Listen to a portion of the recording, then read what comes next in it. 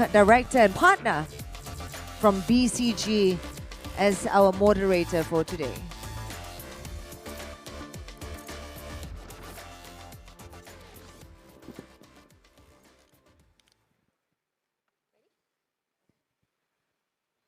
Assalamu alaikum. Good afternoon to everyone. I hope everyone still has a lot of energy to talk about this very interesting topic, the future of clean energy. And we have a wonderful set of panelists here today who can share their views, not just from a local perspective, a regional perspective, but also from a global perspective. So really looking forward to get into this.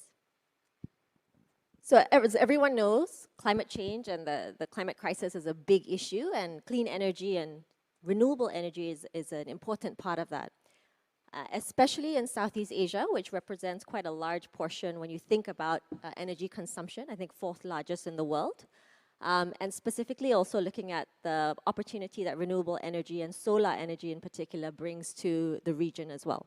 So firstly, wanted to jump straight into some of the questions. Some of the forecasting around the renewable energy market shows that it will reach about USD $2 trillion. And therefore, I think the intersection between clean energy and technology is a really interesting space that we're getting into. So first question for all our members here today, what are some of the opportunities for disruption in this field of the intersection between clean energy and technology? Where do we see this happening? Perhaps we can start with Giorgio. Perhaps you want to share your views first? Yeah, absolutely. Thank you, Norlene, and it's a pleasure to be here together with the fellow panelists. So I think we are at a very interesting inflection point in the energy transition. And why I'm saying this is because we are seeing a steep increase in energy demand across the globe. And so we basically have to adapt to this new wave of demand as we continue to electrify our heating, our transportation, our manufacturing. And we need to be able to do it in a sustainable way. So I think what plays a significant role here is the role of grids.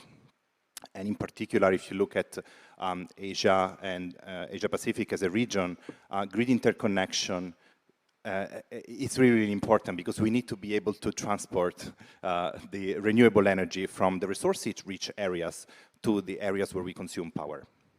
And so that investment in grid interconnection and that uptick in demand will be critical to solve some of the sustainability issues that we see to create the future that we wish to see.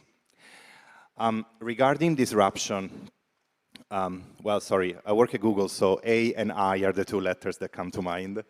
But let me tell you a little bit more about how we use AI and why I think it's a very interesting moment that we're living today. So we're using AI, for example, to prepare communities for floods and wildfires. We are using AI to help grids better plan for decarbonization. So for example, we have Tapestry, that is an AI-based tool where with Tapestry we can actually identify what are the, can we model the grids in a way that, for example, what happens if we take a coal-fired power plant out of the grid system? We're also using AI to make transportation more efficient, so fuel-efficient routes, flying and driving. And the list goes on, but I can tell you another example that is on demand response, so how we can actually decrease the energy demand for our data centers. So we've been running some pilots where we can shift some non-critical tasks at times that are off the peak times. And so by doing that, we help grids become more resilient, more efficient, and more robust. And so, yeah, as I said, the list is very long, but let me pause here. Let me tell you that I'm extremely excited about what is going to happen. And I think some of the things we see today were just unimaginable a few years ago. Wonderful. Thank you very much for that sharing. And getting us really excited around this space. Géraldine, do you want to sort of expand a bit? I know that you're starting up a climate AI fund in Malaysia, so really excited to hear more. Absolutely. So coming first from Europe, so indeed, this energy transition, this is something that we are working on for quite a long time from Europe. And I'm quite excited to be here and to launch the fund, the Hive Climate AI, here in Malaysia, because we see tremendous opportunity here to grow activities. So to the question where we see disruption in terms of technology for the energy transition, the reality is that when you look at this energy transition, we really are in front of the shift of paradigm. We are trying to replace fossil fuels. Well, that can be a kind of one-size-fits-all, so you can use for any application, to renewable energies. And renewable energy is very different from fossil fuels. You have less energy density, so less efficient compared to fossil fuel. You don't have the same amount of volume yet, so we still need to scale when it's deal with renewable energy, and the cost is huge. So you can multiply by 3 to 5 the cost of energy. So for any application, that's going to be a big challenge. So what we see is that, indeed, using AI, as you just mentioned, will be a big impact, actually, and we're currently, through the fund, investing in a company and co-creating a company that will help to reduce by 20 to 30% the energy consumption. So energy sobriety will be the next big thing as well. Because if you really want to do the energy transition, you need also to look at the way you behave, and you need also to avoid waste of energy. And that will be very important. The other thing that I think will be a big disruption is right now we don't have the right solution. But in the years to come, maybe nuclear fusion could be something very interesting. But to make it happen, we need also AI, because for the moment, we don't know how to make it. Fantastic. Perhaps we could have Javier talking a little bit more in terms of what you've experienced in Europe on the disruption for technology and climate change. Yes, maybe as a way of introduction, we need to be very careful of the massive bullshitting that is going around. Okay, so I will take the example of on the clean energy.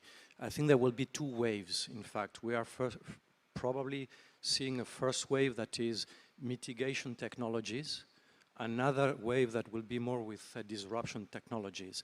Mitigation technology, which is back to your point, is that you cannot avoid the massive data flow, massive AI flow, massive e-commerce flow, and therefore this consumes a lot of electricity. So, for example, so it would be super interesting to push for mitigation technologies very quick, because this cannot be avoided. I mean, if you take AI, we just spoke about it in the previous panel, was super interesting, by the way. So AI technologies are carnivores of energy. So use massive technology, and this is just the beginning. Today, I'm coming from Europe also, like Géraldine. I'm both French and Spanish, so nobody is perfect. So AI technologies are, and data centers, right now, consume as much as energy as a country as France. And we will be doubling very soon, multiplying by 5, 10, again very soon. So if we don't find mitigation technologies for that, we have a big challenge. And on the other side, of course, it's not enough. You need to have a long run view, and this is probably, I mean, I can come back to that, one of the big challenges that we have when we have to finance those type of technologies, because they are super intensive in capital. I don't want to come right now on this, but after you need also to take very long, bold views on disruptive technologies that maybe won't just mitigate what we are already facing as a challenge, but put us in another order of magnitude. Understand. Thank you for sharing that. Mr. Lee, perhaps you can expand a little bit. You've just invested into Malaysia, opened up holdings within Malaysia itself. What are your views in terms of the disruption of technology when you think about clean energy across Asia? Sure. The renewable energy in these days are no longer an option. It become a mandatory movement for across the world. And Malaysia has a very unique advantage, because first, it has a very good irradiation hours. So it's a plenty of source of the sun that would be good for solar energy generation, because whenever the AI is using they require more, the energy, and especially for the data centers, and that would be well connected with the abundant source of solar energy. And another part of Malaysia, especially where you are in Sarawak, they have a plentiful source of very stable hydropower availability, and this actually provide excellent opportunity for manufacturers to help our client to meet RE100 obligations. So Malaysia has not only for many other advantages, but in terms of natural condition-wise, it's actually very ideal location for any high-end manufacturing for both for solar energy and also both for semiconductor side, and that's what we're working on. Wonderful. Very exciting to hear that, and we definitely should make the most of that opportunity. I want to touch a little bit, I think we talked a lot about mitigation, but I think what would be quite interesting is really to talk a little bit more about the fact that Malaysia, and by extension Southeast Asia as well, is very rich in terms of biodiversity. And therefore has a lot of potential in this space when you think about the biodiversity aspect. What are some of the trends that you're seeing in this region in relation to clean tech or clean energy tech? Maybe Géraldine? Yeah, happy to. So indeed, biodiversity is great here in Malaysia. So Malaysia is blazed by biodiversity. And when I came the first time 1 year ago, I was quite impressed by that. I was impressed by that and by the fact that when you speak with investors here, they understand what is about capital, natural capital. You need to protect it. And it's a great value actually for Malaysia. The reason is when we speak about the energy transition, what we want to do is really to address the Paris Agreement, just to go higher than this 1.5 degree and to reach carbon neutrality by 2050. But if we are really honest, as I was mentioning before, we have a lot of great solutions like solar panel, biofuels, methane, ammonia, hydrogen, but none of them really match everything. So we will find a way to reduce the emission, but it's not be like that, right? So we still need to make some offsetting and compensation. And everybody speak about carbon, like carbon emission, etc. But the next big thing is biodiversity.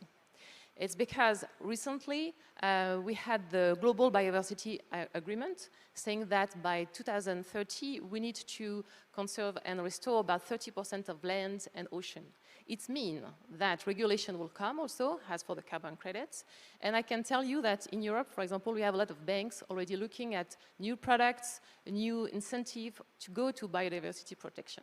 So it's great because we have that here in Malaysia. So we can really develop that and protect the biodiversity. By developing biodiversity, we also value the country, and I think it's very interesting. Plus, we can work also on these carbon removal markets, which is very important. It represents $1.6 trillion markets in 2050. So it's going to be huge.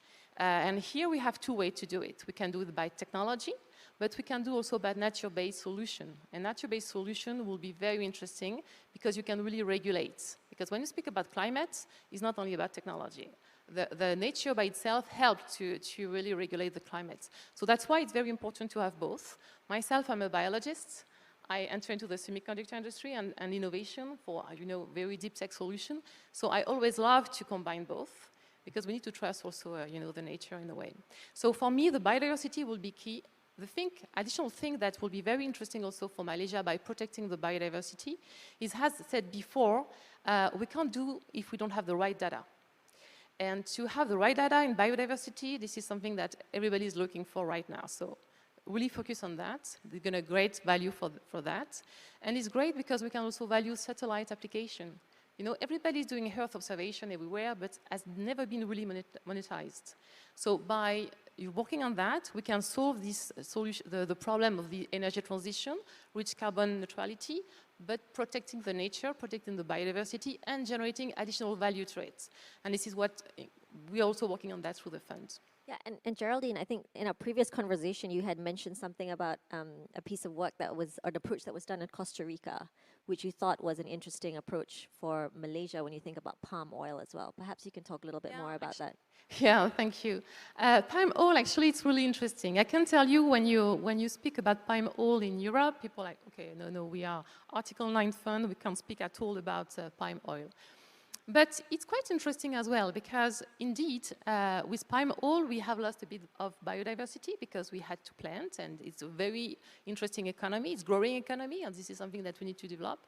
But it will be also very interesting to make Malaysia a kind of role model on how to turn an industry which can generate some impact on the environment into something which is quite positive because we are contributing to the biodiversity protection. So there is a lot of things to be done also on decarbonization of palm oil because of course biofuels is something that people are looking for. Right now the interest is limited from Europe on this kind of biofuels because of the feedstock and the risk of the feedstock. But if we turn that into something which is more ESG compatible, then we have also a huge opportunity here. So that will solve also this energy transition. Wonderful. I'm very excited to hear about the opportunities in biodiversity and hopefully supporting the energy transition as a result. I just want to shift gears a little bit, Mr. Lee, to talk a little bit around the supply chains in clean energy, right? I think some views are that similar to semiconductors, you're seeing a little bit of a shortening and strengthening of the supply chains for clean energy. Based on what you've seen so far, what are some of the general outlooks, trends that you see in the space when it comes to clean energy supply chains? Sure. I mean, right now, because of some geopolitical tensions, a lot of some industry players are looking for more stable the supply chain networks globally. And Malaysia in these days have been quite a lot of benefit because of this is a very neutral country in terms of any geopolitical tension, and that's why this country has a lot of potential for that. The bigger issue is when the country is shifting the industry gravities from more natural resource base to more high value added some of the business. It requires a lot of different level of a skill set, especially human some capital. And it's not easy to match these the human capital in the right places because industry history are somewhat different in terms of semiconductors.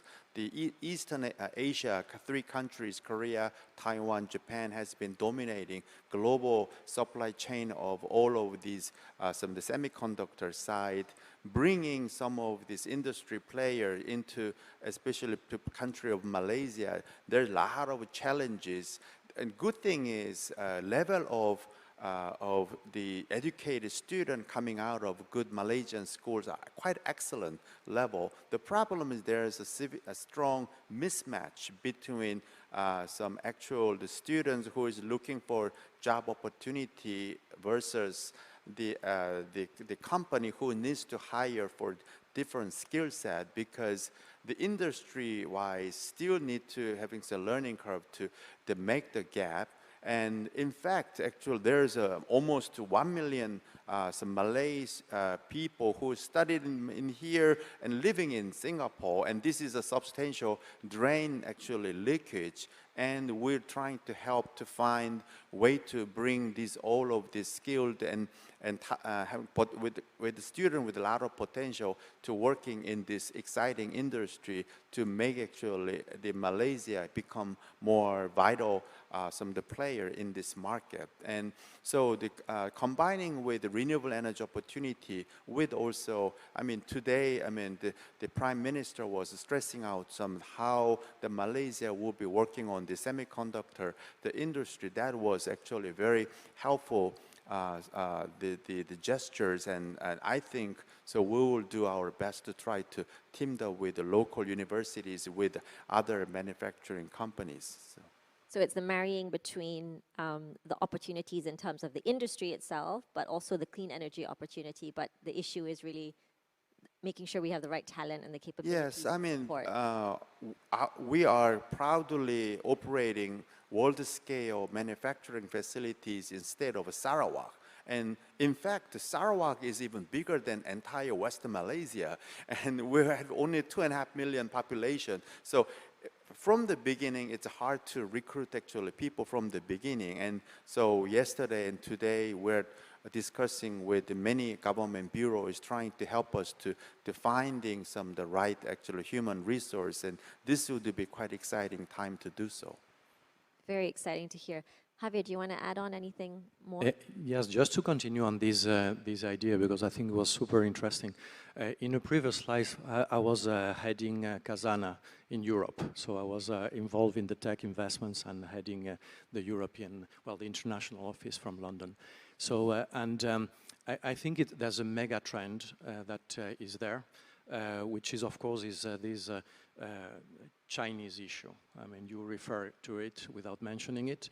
If you look at what is going ahead, this will be just going bitter and bitter, let's put it that way. And therefore, when you talk about clean energy, you are talking about very sensitive technologies, infrastructure technologies in some of the cases. We invested in one company in our case, but we forbid them to work with China, okay? So as boldly as that, they reduce 80% electric consumption of data centers. And if the biggest players are in the US, you will see that maybe it's not a priority to tie with other countries. And therefore, if you think about where to put a factory, where you to put facilities, very quickly, and here I think is one of the super massive opportunities that Malaysia has, you say it.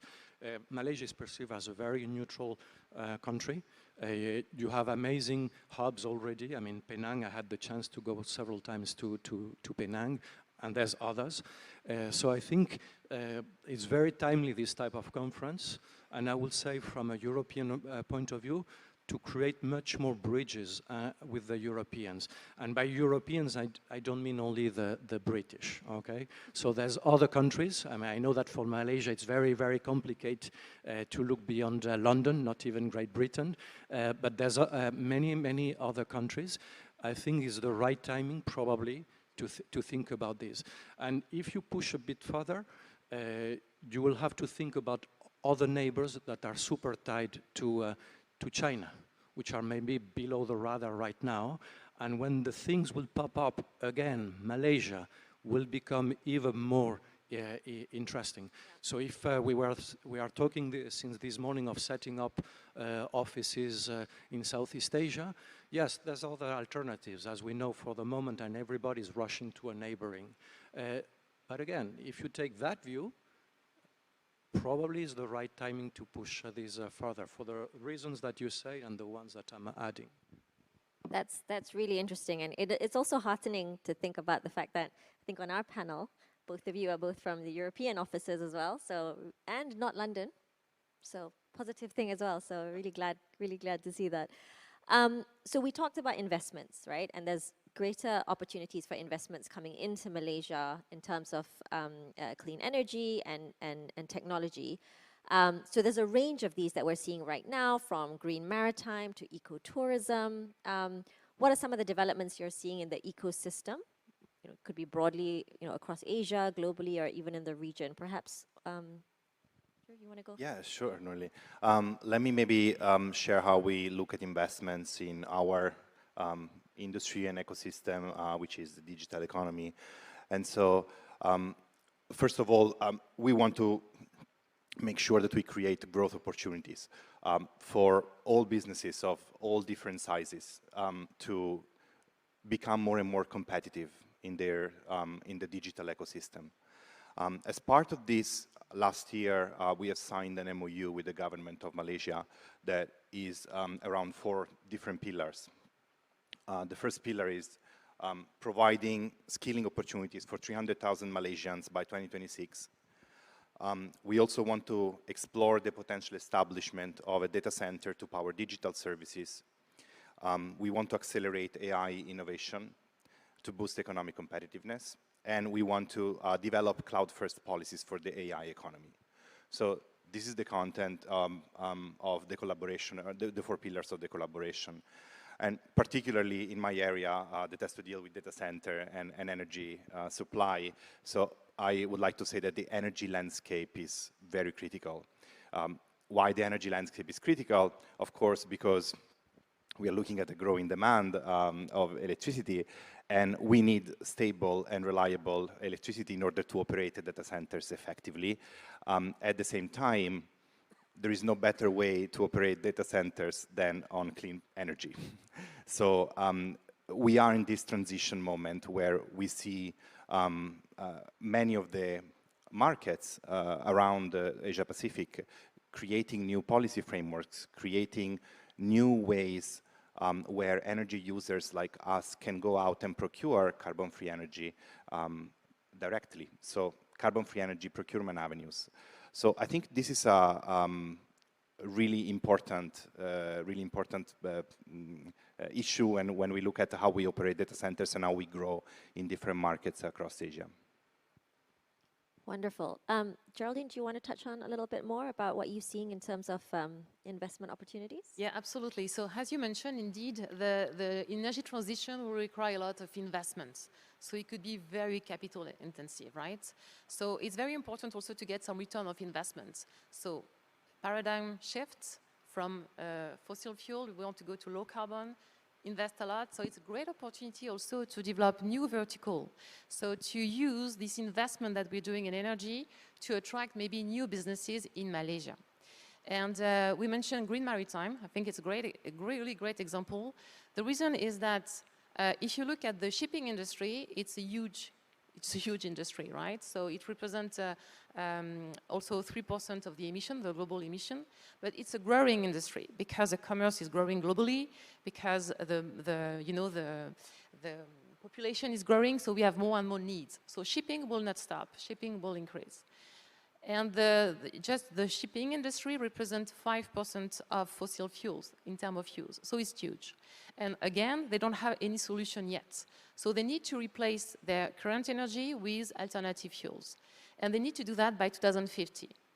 How to do that? They need alternative fuels, but up to now, they just have 1% of the 100,000 vessels, shipping vessels, using alternative fuels. So they are far away from the solution.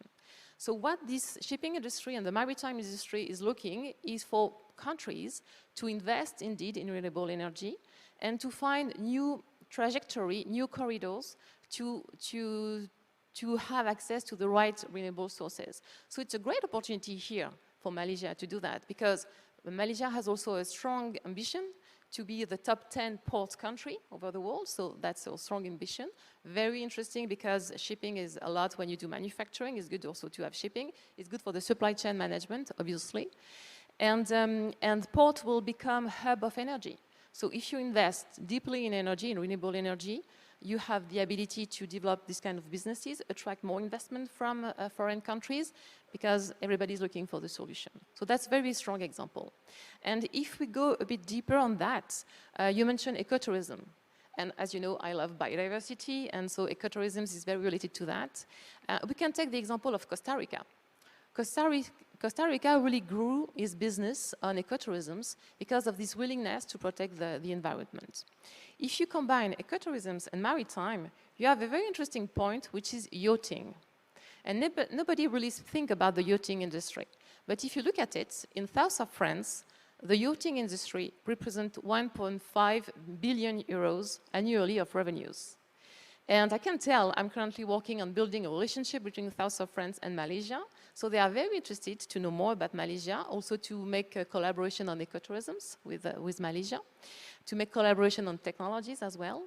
And yachting is fantastic because we have this ability to bring high net worth individual tourists that have a lot of money to spend, that can also contribute to get return of investment of this renewable energy infrastructure that we are investing in here in Malaysia. and just to contribute to it. And just for you to know, this is not only a dream because it's become a reality. We signed a memorandum of understanding in November last year when the Prince Albert II of Monaco came to Malaysia. And we had this MOU signed between Royal Selangor Yacht Club and Monaco Yacht Club. So they are really looking to develop this kind of businesses. And the good thing is that we will be able to attract the new generation of yachter, the one who do not want to, hurt the environment, the ocean, but really contribute positively. So we have great opportunity here to make Malaysian more known by a new generation and to grow businesses. So lots of different opportunities beyond the norm that we're seeing, from ecotourism to green maritime to energy hubs, as you were talking about. So thinking really outside the box, beyond the norm, right? And all related to climate and new technologies, because when you speak with new generation, a lot of new technologies are coming as well. It's quite amazing how many businesses we can impact, actually. It's very exciting to hear all the different perspectives and views and the excitement in the country and the region. So really looking forward to seeing more of that. I think one of the key areas, though, that's always highlighted is, energy transition policies, right? Supportive policies that will really help in terms of attracting investments and helping with investment decision making. We've got a range of panelists here from lots of different countries. What are some of the best practices that you've seen globally, in the region, in our neighbors, that you feel is really interesting that Malaysia needs to learn from? Perhaps, Javier, do you want to start first? Well, in fact, it's to take a different angle, but it's go back to your point. I think that there will be a panic very soon by the regulatory sovereigns. So usually we tend to misprice when in the markets what I call this regulatory panic.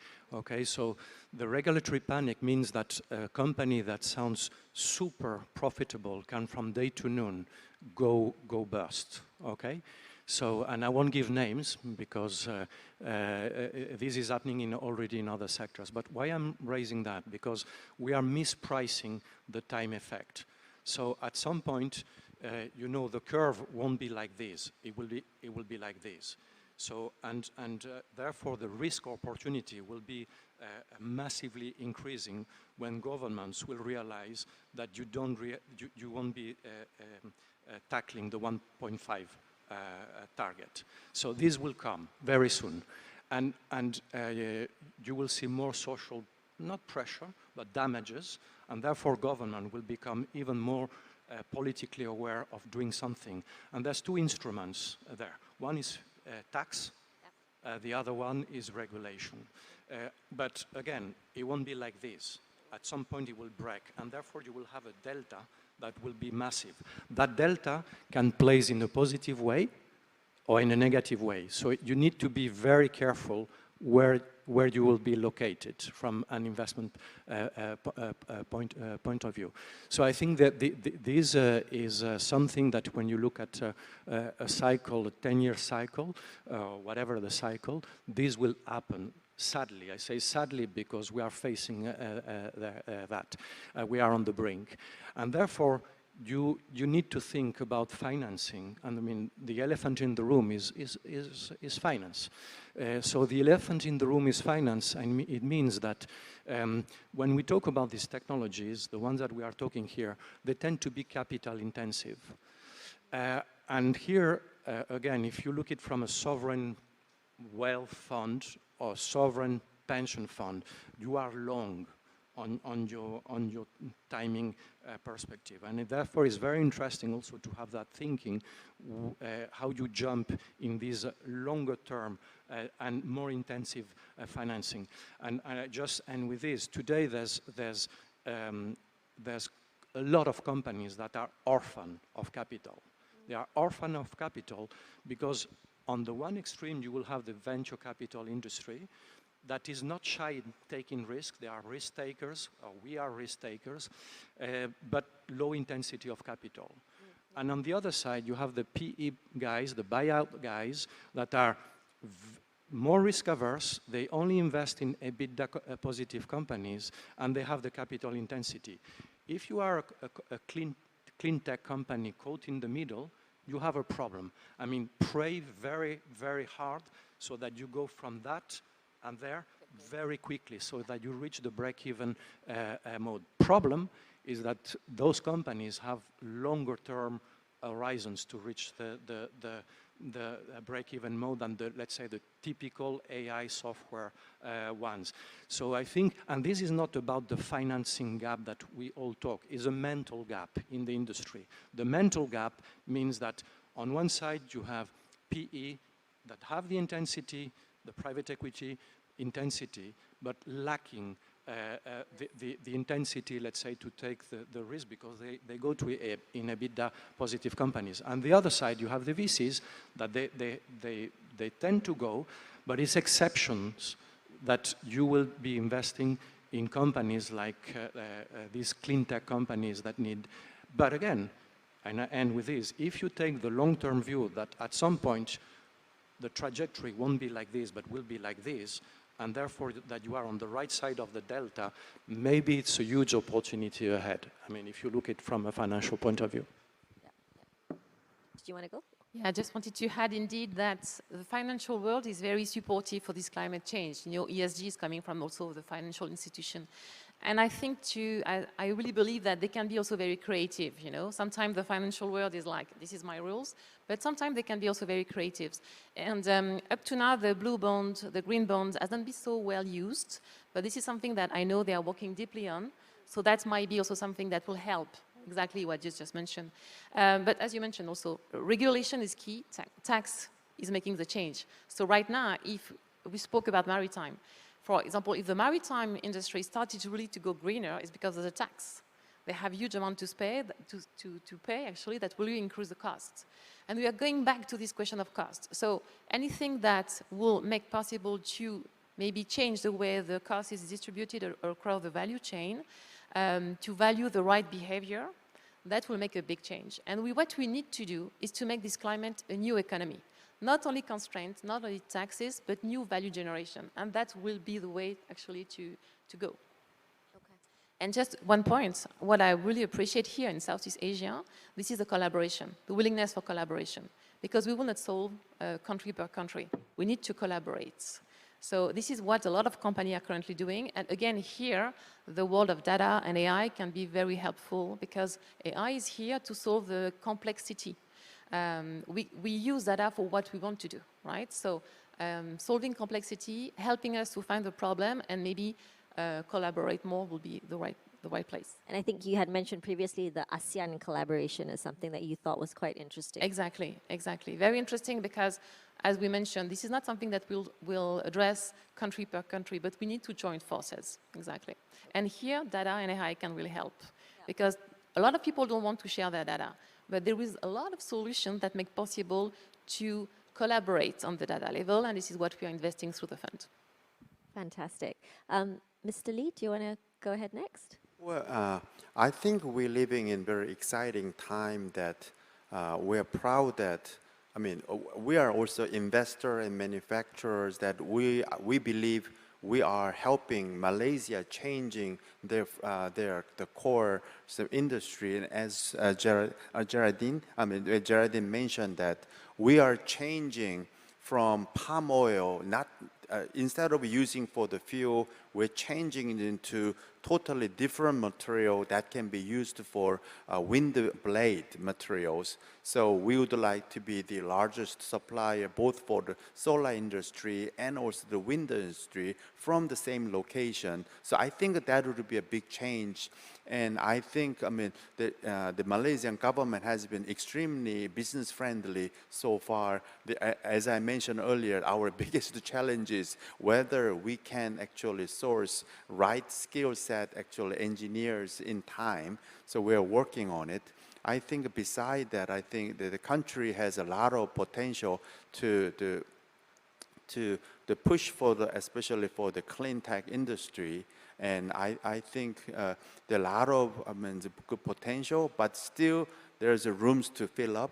And so we will be working closely with Malaysian government, also the local government to do so. Fantastic. Or do you want to close? Yeah, I just wanted to add back to the financing issue and talking about renewable energy, for example. True, Javier, this is a capital-intensive business, right?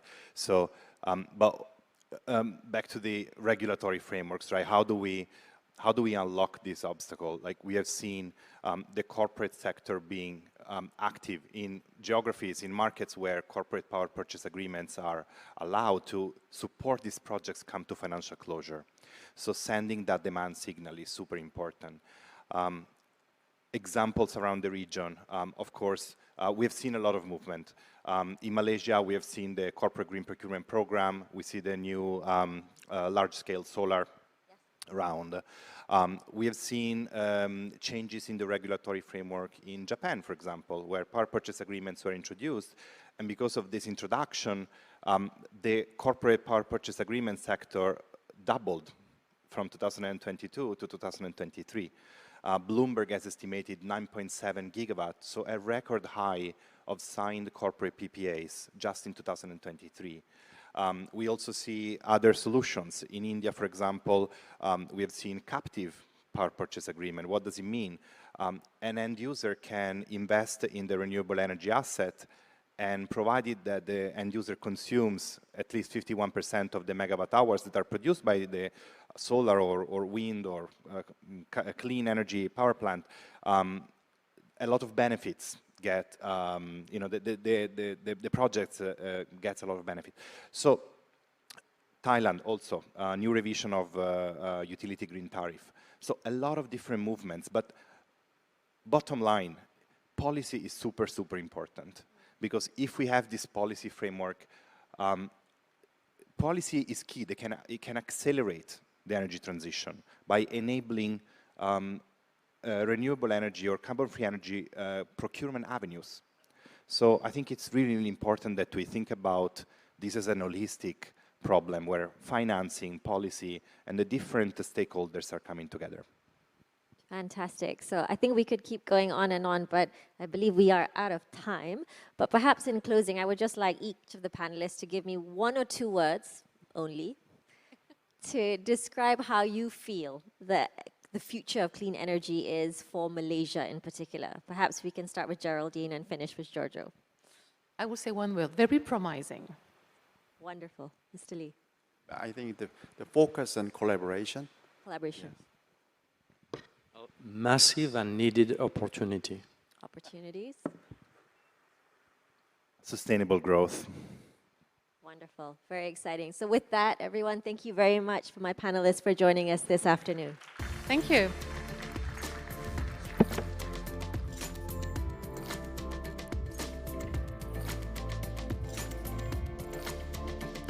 All right, thank you very much once again to our moderator, Nurleen, for a phenomenal job moderating this very interesting and insightful session on the future of clean energy. A quick photo opportunity with our official photographer, with our panelists.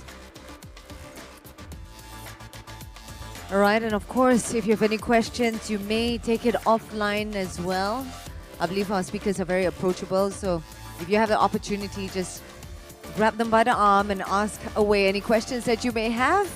We are down to our final 2 sharing session before we call it a day.